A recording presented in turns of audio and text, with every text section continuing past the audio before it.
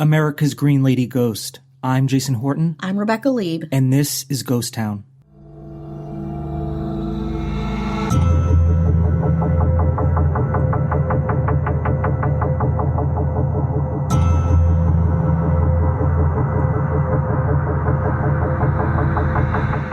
This episode has everything. We have hauntings, we have pirates, we have fashion, we have firstborn children, we have immigration, and we have Puritans.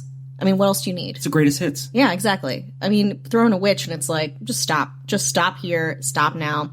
I am so excited about this. This is a suggestion from my friend Erin Leaf. She is my resident Irish and New Hampshire historian, and she's like, you have to do an episode on Ocean-born Mary. And I was like, Ocean-born Mary, yes, please tell me more. And she kind of introduced me to the subject. But it is about this woman, this extraordinary woman named Mary Wilson, whose life from birth to death, past death, is crazy. It's very interesting. It's very crazy. It's very New Hampshire centric and feels like so like East Coast old world as I sit in our little podcast nook wishing that I could go outside. You know what I mean? So Mary Wilson was born on July 28th, 1720 on a ship from Northern Ireland to Boston. Mary's Scottish parents, Elizabeth and James Wilson, were emigrating to New England to get away from the violence in Northern Ireland and bought a passage on a ship called the Wolf. During the trip, the Wolf was overtaken by pirates who intended to take over, loot the ship, sink it, sparing nobody on board. But as this was happening, the pirate captain, which again, even saying pirate captain, like the pirate captain, heard the cry of an infant down below deck. He went to discover who or what was happening there, and he saw Mrs. Wilson holding her newborn daughter. The pirate captain told Mrs. Wilson that if she would do him the honor of naming the baby after his own mother Mary, some say it was his wife Mary, someone in his family named Mary, he would spare the whole ship, not take a dime, and leave peacefully. Obviously, Mrs. Wilson agreed, and the pirates departed, but not before the pirate captain came back aboard the Wolf one last time, which I'm sure freaked everyone out, with a bolt of green silk, which he presented to Mrs. Wilson, stating that it was for little Mary's wedding gown. It's just like a pirate. It's like something switched in this pirate's head when he saw this little baby, and he's like, actually, I'm a great guy. How about some cloth for her wedding day? I feel like this is what some Disney movies are based on. It is. It's so like folklorian. Another version of this has the pirates boarding the Wolf and taking Mary's pregnant mom, Elizabeth, aboard their own ship, causing her to go into labor and give premature birth to her daughter. And the pirate captain, also a father, took pity on her. He made her comfortable and allowed the captives to return to their ship and keep on going to Boston. And he gave her presents, including, again, the light green piece of silk or green fabric or whatever plays a big role in this. And also so this is fact, what I'm saying here too. This woman was born on this ship. She came over to Boston, but we're not sure really when that departs into something else entirely. And it also has roots in this Scottish-Irish folklore. So where the reality of this begins and the folklore takes over, it's hard to say, or if there's a mix or whatever, and certainly we'll talk later about people capitalizing on that. Either way, it's like this appropriated history and tale from Europe that was brought to the Americas. So they get to Boston. Mary's father died shortly after the ship landed, and Elizabeth remarried a man named James Clark. Prior to settlement in Londonderry, he was another kind of Scottish-Irish immigrant guy, stuck close together, those Scots and Irish people. And a lot of the people who brought them there were Massachusetts Puritans. They convinced a lot of the immigrants that they would have a better life there. The Puritans viewed them as another persecuted religious minority and thought that if they band together, both groups could settle on the frontier in solidarity. Or the Puritans thought that maybe the Scottish-Irish would be on the front lines of the French and indigenous peoples' crosshairs, and they could kind of avoid any kind of conflict, violence, what have you. Probably the latter, I would say. In any case, Elizabeth Wilson may have worn the green cloth on her wedding day. That's the mother. And Mary, Ocean-born Mary, grew up to be a handsome woman over 6 feet tall with red hair and bright green eyes. While reports of her physical appearance can't be verified, she had 4 sons and 1 daughter. All of her sons were known to be very tall, red-haired, and green-eyed. She was said to be elegant in her manners, resolute and determined, of strong mind, quick of comprehension, sharp in her conversation, and very witty, with a strong brogue. And then Mary did, in fact, wear the green silk on her wedding day, a testament to her promise to that weird pirate who came aboard her ship as she was being born and spared the whole Wolf's crew lives and passengers' lives. She married a man named James Wallace. They were married for 39 years until October 30th, spooky, 1781, when James died in Londonderry and was buried in the Hill burying ground there. In 1789, Mary moved in with her son William at his home in Henniker on the western side of New England. Mary lived a very long, very full life and died on February 13th, 1814, aged 93. She's buried in the center burying ground in Henniker, and her son and son-in-law were all prominent men in New Hampshire. In fact, the settlement celebrated ocean-born Mary's birthday every year. She was so beloved in all of the town. So we're going to talk a little bit about her life and afterlife and some of the Irish roots in a second. How's everyone doing? How are you? Good, you doing well? Bad, very bad, extremely bad. Pretty good, though? Huh? So we're just checking in.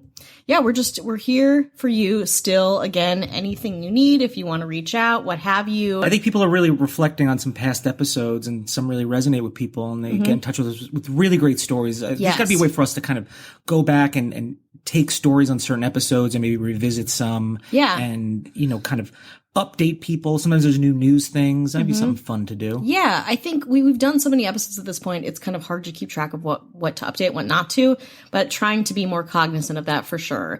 We actually had a really nice message from Krista Trails, who said, "Hey, I just listened to your Action Park podcast on YouTube, and I'm literally dying laughing in tears because I used to go there every summer as a kid, and we get relentlessly injured. Kids' parents used to drop them off and leave them for the day." Emoji with the crying emoji face. I remember getting stuck in this water ride. I think the Cannonall one that shot you out in freezing water. The water just completely stopped flowing and I had to crawl in the pitch dark down the slide. I remember not being able to see the lifeguard yelling for me to keep crawling as I was bashing my face into the tunnel because I had no visual field. Don't even get me started with the wave pool. Let's get you started. I was like 50 pounds probably. I don't know how much I do skinny 8 to 11-year-old girls weigh. I was drowning and probably swallowed a gallon of water. I remember being a couple feet from the lifeguard on the side and she didn't see me drowning. My sister had to save me. The waves were so high, the water would be like 2 feet deep, but the next thing you knew, you would be skyrocketed 10 feet in the air. I have more stories, but don't want to overdo it. LOL. Thanks for the funny podcast. It brought back great memories. Her words, not mine. That sounds terrifying. That was her babysitter. Which, you have latchkey kids? The latchkey was this dangerous water park. Yeah. Horrible. Abusive water parks. And I think it's great. I mean, I think everyone has their own, whether it's like a haunted house or water park or amusement park story, even if it's not Action Park, they have their version of it. I feel like we should revisit Action Park with all these stories compiled together and combined. There's also a documentary coming out. I got the director sent me the trailer earlier. I don't know what has been happening with it lately, but I want to clue that in and kind of include. We should do like a big meaty Action Park because it is one of my personal favorite episodes, and it is so fucking funny and terrifying all at once. Let's get back to ocean-born Mary. So Mary wore the silk that the pirate gave her back when she was a tiny little newborn, and it was also worn by many of her descendants at their own weddings. Pieces of the gown remain in the museum in Washington, D.C., New Hampshire Historical Society, and in the Public Library of Henniker, New Hampshire. It is a lovely faded teal green silk in the brocade style with small teal flowers and white stripes through it. So this is also real. Like, this is, again, less of the mythology and more of the reality of this story. The folk song Ocean-Born Mary by Neptune's Car was inspired by Mary's story, so she has a day and a song. But while she had a colorful origin story, Mary's biggest claim to fame is as a ghost. There were 2 Wallace houses in the town of Henniker, one the home of Mary's son Robert, the other to her other son William. After her husband's death, Mary lived with William, but she was not a fan of her son Robert and rarely visited him. William Wallace's house became the town poorhouse in 1840, and in 1923 it burned to the ground. Robert's home, built in 1760, still stands, and it's the place where Ocean-born Mary is said to haunt. ironically enough. This is where the story of Ocean-born Mary kind of melds with an old Scottish Highlands ghost or figure of folk legend called the Green Lady. Historically, the Green Lady is a mortal woman, but enchanted by demons or fairies. She's very beautiful, slender, long hair with a long green dress. She's usually found or born from water, and her stories surround a sighting of her entering a home soaking wet, and she kind of knocks and says, could she come in and warm herself and dry her clothing? If she's welcomed in by the people, she stays for a while, essentially becoming the home's own Green Lady.